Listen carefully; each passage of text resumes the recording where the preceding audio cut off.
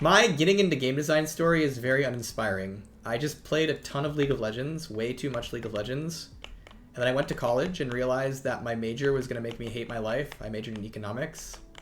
And then I, out of desperation, was like, well, I do like talking about League of Legends.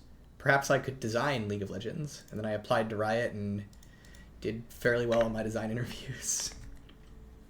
I would not recommend taking my path. I don't think it's much of a guarantee that you'll get a job in dev. But I think I got very I think I got very lucky, very fortunate, kind of a right time, right place kind of thing. Now, that said, to give myself a bit of credit, one of the things I did do a lot of in college was I read about game design. So I was always reading the Riot forums back then and like trying to understand what the designers were talking about. And back then, the Riot designers wrote a bunch of stuff about how they designed the game on the forums. So it was really easy as a player to read about how they thought about the game and then put that into practice when I had when I was like working on a design test for Riot. So I guess that's the other thing I would say is I studied game design to some degree, not in college, but just on my own. I would read stuff about it. And so that is one thing I would definitely recommend, is that if you're interested in game design, go read about it. Go watch videos about it from designers. You can learn a lot. Because one of the things that's really important about game design is that you start thinking about games like a designer instead of like a player. And there's some very big differences in how you might think about a game as a designer compared to a player that are very important for you to learn. So like, as an example, a really easy one is a lot of players naively think that all trade-offs and choices in games are good. And so when you ask a player to design something, a naive player often will be like, well, in order to design this thing, it needs to have trade-offs and choices. And so they'll make something that has trade-offs that make it less fun and choices that make it less fun. But in their head, they're like, but trade-offs are good. And so I should just make something with trade-offs. And choices are good, so I should just make something with a choice.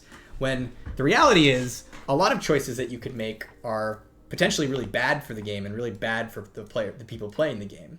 And so you have to like make sure you're making players make the right choices and the right trade-offs. And sometimes things just shouldn't have choices or trade-offs. Certain parts of your game should just work and just be strong, and you don't need to make a trade-off for every given thing. And so that was one thing that I learned when I was reading about game design from Riot designers, was kind of realizing it's like, oh, not everything needs a downside. Not everything, like, oh yeah, this character attacks really fast, and therefore they don't do any damage. It's like, well, that could be a downside, that could be a trade-off, that's a way to make a character, but that doesn't necessarily need to be the way you do it. Not everything needs to be a choice. Like, there's a reason that Flash is a powerful summoner spell. And even though at the end of the day, most characters don't have a choice about taking Flash, not everything needs to be a choice. Your game might be better just because it has Flash in it. In that case, it's maybe not the best idea to make Flash a choice. So, those are some thoughts. I think a very reasonable question to ask about something like that, where it's if we have a spell that's like 30% slow for 1 second, a reasonable question to ask, and I know you're not going to like this answer, is why is it there? Generally, a perspective I have in design when like giving a character tools is, if you aren't willing to make the tool decent, you should ask the question of whether or not the tool should exist at all. And so I know you're saying, can Kindred have her slow back? And my response to it would be, well, if it's at the point where it's only 30% for 1 second, first question is it actually powerful? It might be. Some characters, even a small slow is a huge advantage to them when you consider like the rest of their patterns. But then if it is powerful, then, you know, great, it's fine. And if it's not powerful, the follow-up question I should ask is, should it be there at all? Sometimes we'll, like, in champion dev, we'll have a character and it'll be like, hey, I've nerfed this character to have a 10% slow for 0.5 seconds. And it's like, the question I'll ask when a character gets a nerf like that is, hey, well, why is this slow here? It seems like what you actually want it to do is remove it. It seems like it actually just wants to be gone. And so, yeah, it depends on the character, depends on the situation. Some character at 10% slow can be massive, another character it can be pointless. And if a mechanic has been nerfed to the point of not being all that strong, it's always worth asking the question of whether it should be there to begin with. How does it seem like Aurora's been turning out? I really like her, but I'm worried about Pro Jail and with people buying Malignants, her ending up with more AoE burst. So I don't know a lot about Aurora. I haven't been like paying attention to like champion stats since I left. Because again, remember I'm out right now. I'm relaxing. Aurora has seemed to have gotten like a pretty like, you know, decent player base in top and mid, which is cool. She's got like about, you know, her player base is split between top or mid. But that said, I think the biggest thing that's going to like affect Aurora and be pretty rough is potential for Pro Jail. That's something that is going to have to like help her out. Because my guess is long term right now, she might be in a spot where she's probably a bit weak for the average player.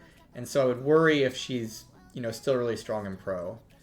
And that's something we always just have to think about for a new champ. So, I don't know. I'd say overall, like, Aurora's pretty cool. I couldn't really tell you how successful she is. I just haven't, you know, kept track of the data. But I would worry that she'd be in a spot where her potential meaning like, hey, here's all these people who love her and play her and have a great time on her, might be limited by how she ends up being balanced for pro. And that's something I think we'd have to be, like, keep careful of. Is ZERI in Pro Jail? I would be surprised if ZERI is in Pro Jail.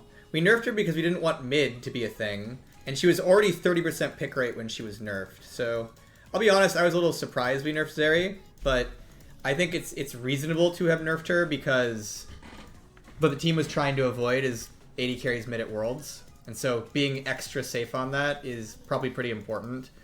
But I mean, obviously I'm a bit biased, but I don't think personally that she was nerfed because she was broken or OP. It's just like she was doing this mid lane thing that's pretty dangerous. So I'm guessing that if she ends up weak over the long term, that she would eventually be buffed. She's not in the spot where we just have to keep her at super low because of pro. At least that's not my impression. But again, I'm biased and I'm not on the team right now, so I don't want to speak for them. Would it be smart to remove the gold from the platings? I feel like someone gets free gold because the enemy laner is tilted. The platings are supposed to give you a bunch of free gold when you get the plates, right? Like, it's not free gold. You earned it. You got the plate, right? Like, that's part of the gameplay of plates, is you try to get them. Plates are only partially there to, like, prevent you from taking towers early. Like, that's part of their purpose, is like, this tower doesn't go down fast, but their other purpose is to make it worth interacting with towers during that time, right? Like, if the enemy mid laner roams, you can take a plate. If you get a kill, you can take a plate. If, like, it is important that like, pushing a tower in the early game still has value to it, which plates create that value. So I don't think making them not worth gold would do much. Not much good, I should say.